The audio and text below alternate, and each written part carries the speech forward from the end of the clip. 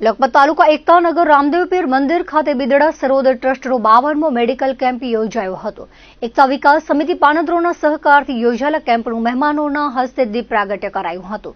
આ મેડિકલ કેમ્પમાં આંખ, દાંત તેમજ જનરલ તપાસણી કરવામાં આવી હતી। આ કેમ્પનો પાનદ્રો, કોરિયાણી, કપુરાશી, બાલાપર, ફુલરા, મીડિયારી, કનોજ, બિયાબો, છેર, મોટી સહિત આસપાસના ગામડાઓમાંથી 110 જેટલા દર્દીઓએ લાભ લીધો હતો, જેમાં 25 દર્દીઓને ઓપરેશન માટે બિદડા રિફર કરવામાં આવ્યા હતા। આ કેમ્પમાં બિદડા સરોવર ટ્રસ્ટની ટીમ ઉપરાંત હિન્દુ યુવા સંગઠન લખપત, એકતા વિકાસ સમિતિ, ગૌ સેવા રક્ષક દળ, આરાધ્ય હોસ્પિટલના તબીબોની ટીમ તેમજ લોહાણા સમાજ સહિતનાઓએ સેવા આપી હતી। સર્વોદય ટ્રસ્ટ બિદડા દ્વારા 52મો મેડિકલ કેમ્પનું આયોજન એકતાનગર શ્રી રામદેવપીર મંદિર ખાતે કરવામાં આવ્યું હતું, જેમાં એકતા વિકાસ સમિતિના સહકારથી આ વિસ્તારના આજુબાજુ ગામડાઓના 110 દર્દીઓએ જેમાં લાભ લીધો હતો।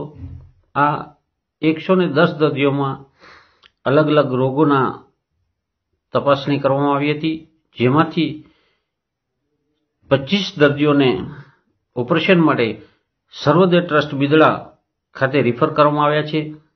અહીં